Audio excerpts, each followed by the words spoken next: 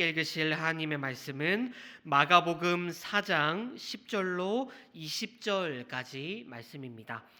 마가복음 4장 10절로 20절까지 말씀, 제가 가진 성경 신약 성경 58페이지입니다. 마가복음 4장 10절로 20절까지 말씀, 이 시간 제가 한 절, 여러분이 한 절, 한 절씩 교독하신 후에 마지막 20절은 한 목소리로 합독하도록 하겠습니다. 예수께서 홀로 계실 때에 함께한 사람들이 12 제자와 더불어 그 비유들에 대하여 물으니,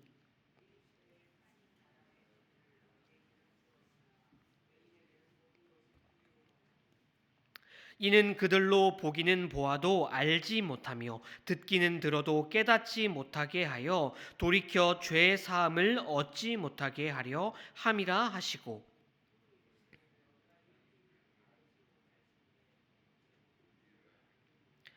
뿌리는 자는 말씀을 뿌리는 것이라.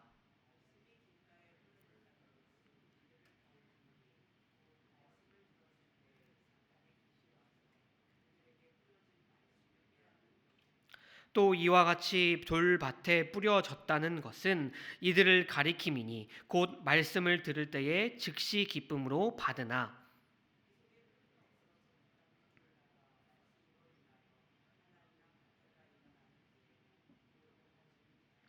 또 어떤 이는 가시떨기에 뿌려진 자니 이들은 말씀을 듣기는 하되,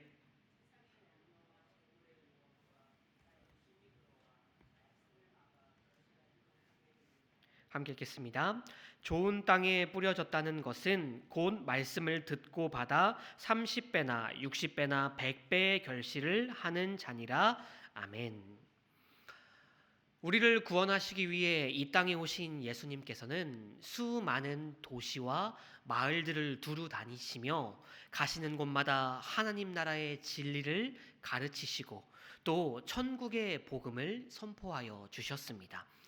이를 위해 예수님께서는 주로 이 비유의 말씀을 많이 사용하셨는데요. 이는 정말 어려운 진리를 일상생활에서 흔히 경험하는 일들과 비교함으로써 듣는 이들이, 말씀을 듣고자 나아온 이들이 이해를 쉽게 하도록 하시기 위함이었습니다. 이러한 예수님의 여러 비유 가운데 예수님께서는 특별히 씨 뿌리는 자의 비유를, 오늘 말씀에 등장하는 이 씨 뿌리는 자의 비유를 다른 비유를 이해하기 위하여 우리가 꼭 알아야만 하는 가장 중요하고도 근본이 되는 비유라고 말씀하셨습니다. 오늘 말씀 13절입니다. 또 이르시되 너희가 이 비유를 알지 못할진대 어떻게 모든 비유를 알겠느냐. 자, 그렇다면 성도 여러분, 왜 예수님께서는 이 비유를, 이 씨 뿌리는 자의 비유를 가장 중요하고도 근본이 되는 비유라고 말씀하셨던 것일까요? 그 이유를 먼저 말씀드리면요. 이 씨 뿌리는 자의 비유는 우리가 하나님의 말씀을 어떤 마음으로 받아들여야 하는지를 가르쳐 주고 있는 비유이기 때문이었습니다. 오늘 말씀을 보시면요, 예수님께서는 이 씨 뿌리는 자의 비유를 설명하시면서 가장 먼저 그 씨가, 오늘 말씀의 핵심이 되는 씨가 무엇인지를 말씀하고 계십니다. 14절을 보시면요, 이 씨는요 곧 하나님의 말씀을 의미하는 것입니다. 그렇다면 여러분, 그 씨가 곧 말씀이 뿌려지는 밭은 과연 무엇을 의미하는 것일까요? 그것은요, 그 말씀이 받아들이는 마음을 우리의 마음을 의미하는 것이 바로 밭입니다. 일반적으로 이 밭에 씨가 뿌려지게 된다면 그 밭에는 열매가 맺어지기 마련이지요. 그런데 이 말씀의 씨앗은요, 이 말씀의 씨를 받아들이는 밭은요, 항상 열매를 맺지를 못합니다. 정확히 말하자면 어떤 사람은 열매를 맺지만 어떤 사람은 열매를 맺지를 못합니다. 그렇기 때문에 바로 그 이유에 대해서 오늘 말씀에서 예수님께서는 비유를 통해 우리에게 설명하여 주셨던 것입니다. 말씀을 계속해서 보시면요. 먼저 길가와 같은 마음을 가진 이들이 있습니다. 그들은 말씀이 뿌려져도 그 말씀을 한쪽 귀로 흘리고 별로 귀하게 여기지 않기 때문에 한쪽 귀로 흘려버리는 이들입니다. 그렇기 때문에 그들은 말씀을 뿌려져도 그들에게 말씀이 선포되어도 그 말씀을 마음속 깊숙이 새기지를 못하는 자들이죠. 또 돌밭과 같은 마음을 가진 사람들도 있습니다. 예수님에 따르면 그들은 먼저는 그 말씀을 기쁨으로 받아들입니다. 그러나 그들에게는요, 뿌리가 없습니다. 그렇기 때문에 돌밭에 뿌려진 씨앗이 뿌리를 깊게 내리지 못해 얕은 바람에도 넘어지게 되는 것처럼 그들은 말씀을 들을 때에는 정말 즉시 기쁘게 받으나 말씀에 뿌리가 없어 환란이 있을 때에 넘어지게 되는 자들입니다. 즉 그들은 말씀을 그냥 지식으로만 받아들이는 자들이지요. 그리고 가시떨기 밭과 같은 마음을 가진 사람들도 있습니다. 그들은 가시가 씨앗의 기운을 막듯이요, 씨앗이 자라나는 것을 이 가시가 방해하는 것처럼 그들은 말씀을 받아들일지라도 세상의 염려와 제목의 유혹이 그들을 방해합니다. 그렇기 때문에 그들은 말씀을 듣지만 그 말씀이 건강하게 자라나지 못해 열매를 맺지 못하는 자들이 바로 이러한 가시떨기와 같은 마음을 가진 자들입니다. 그러니까 그들은 한눈을 받은 자들이고 하나님의 말씀보다 세상의 것들을 더 중요하게 여기는 자들이라는 것입니다.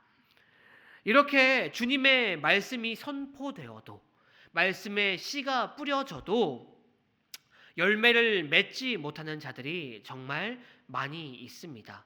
듣고 깨닫고 결실을 맺지 못하는 이들이 참 많이 있다라는 것입니다.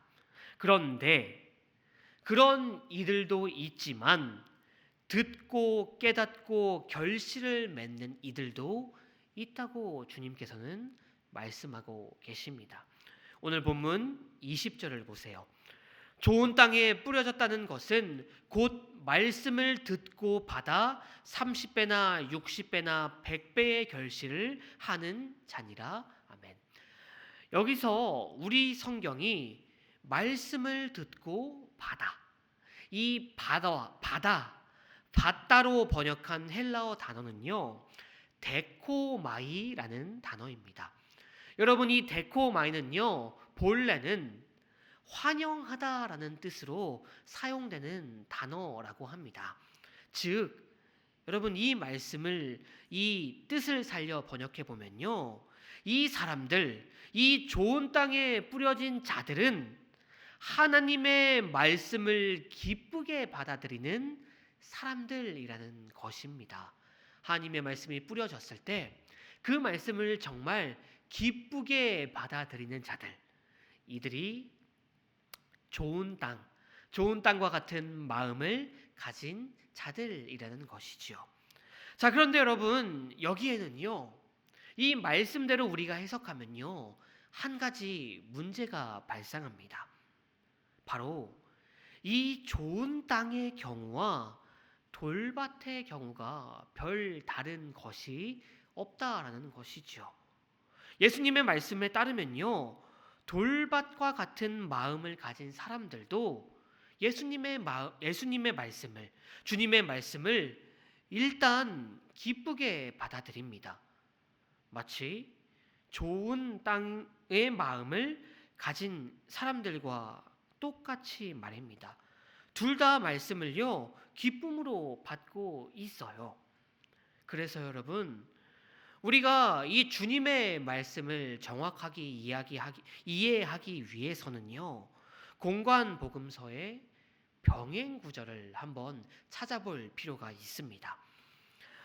누가복음 8장 15절인데요. 제가 한번 읽어보겠습니다. 좋은 땅에 있다는 것은 착하고 좋은 마음으로 말씀을 듣고 지키어 인내로 결실하는 자니라. 아멘.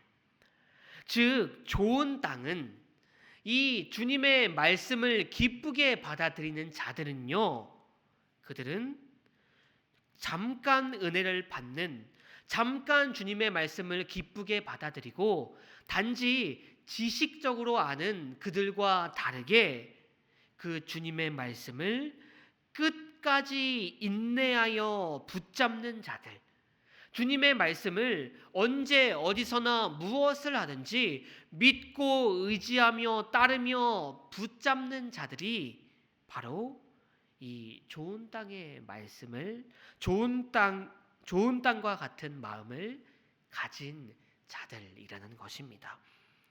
그렇게 해요. 그들은요, 환난이 있을지라도 주님의 말씀을 믿고 의지하며 굳게 붙잡는 자들입니다. 그렇기에 그들은 원수가 그들의 마음 가운데 가라지를 덧부려도 능히 이겨낼 수 있는 자들입니다. 왜냐하면 그들은 주님의 말씀을 믿고 의지하는 자들이니까요. 그렇다면 성도 여러분, 지금 여러분들은 어떻습니까?